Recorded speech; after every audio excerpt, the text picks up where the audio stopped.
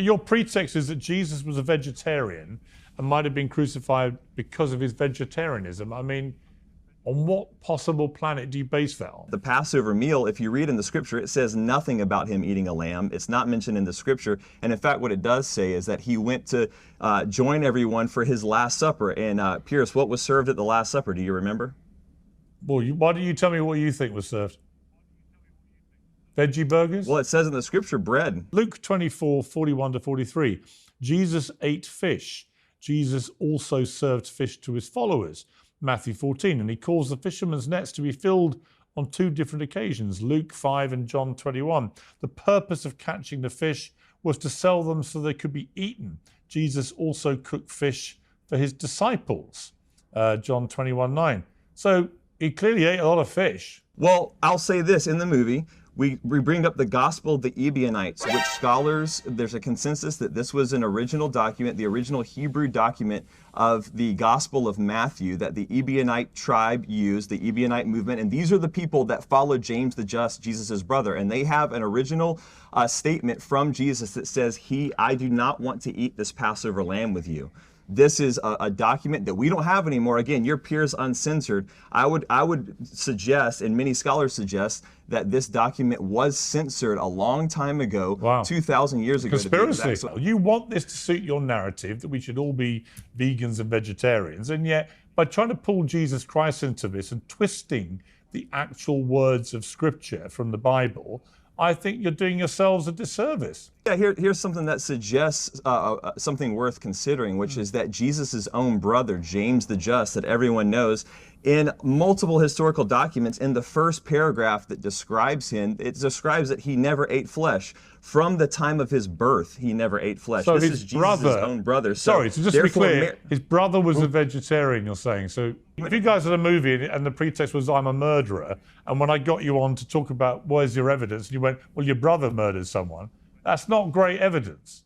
Well, it's not just James either. The forerunner of the movement, John the Baptist, was known in multiple historical sources to eat only plant-based foods. What's that got to do with Jesus? You're just naming other people. The whole movie is based on a completely spurious pretext for which you have zero evidence. You've done it to make money and to capitalize on the big Christian market. As a Christian myself, I find that quite offensive. As a Christian, was Jesus a sanctimonious hypocrite when he went into the temples and disrupted the entire animal sacrifice system because they were murdering animals in the temple? Absolutely not, because he wasn't preaching like you two do about being a vegetarian, because he wasn't a vegetarian. Are you both practicing vegans, or what are you? Yeah. Yes. Well, Okay. One of the many things. So you're both, I am now because of what I learned. Okay, you're both vegans. Okay, so do you eat avocados or almonds, or both? I do enjoy avocados, and in fact, because of the question that you're asking, and for many years, I live in California. I handpick my own avocados because of the atrocities that happen to the bees that you're going to mention. The reason I go on about this with vegans is vegans are the most self-righteous people on God's earth, and they don't like to be confronted with the reality that in the production of their favorite foodstuffs, billions, literally billions of bees, the little guys, get exterminated. Billions. You are party to mass murder. Plant agriculture is not perfect, and it's because the agricultural vegans system aren't perfect, has been dominated by. Veganism isn't perfect.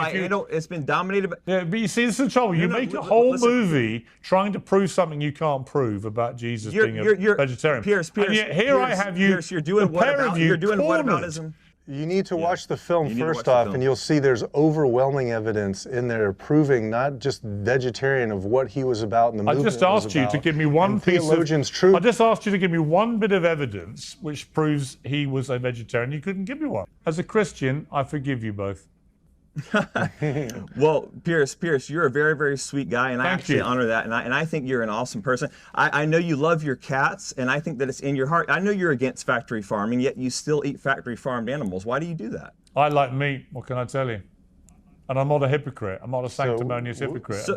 I'm not a sanctimonious hypocrite who preaches to people that you've got to leave animals alone, but quietly actively participates in the mass slaughter of bees. So, unfortunately, your attempt to bring him into your own sanctity and hypocrisy doesn't work. Piers, this film goes Pierce, this film goes so much deeper than that. You're only scratching the surface. Guys, we're talking about a historical event where Christ.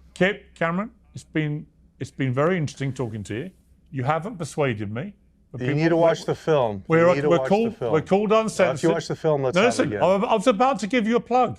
People can watch it themselves. It's a free world. This show is called Uncensored. I've given you the platform. You've expressed yourselves forcefully. I disagree with your pretext completely. And I think there is a whiff of sanctimony and hypocrisy about the way that you take part in the slaughter of bees, but we will agree to disagree. And I wish you a very happy day.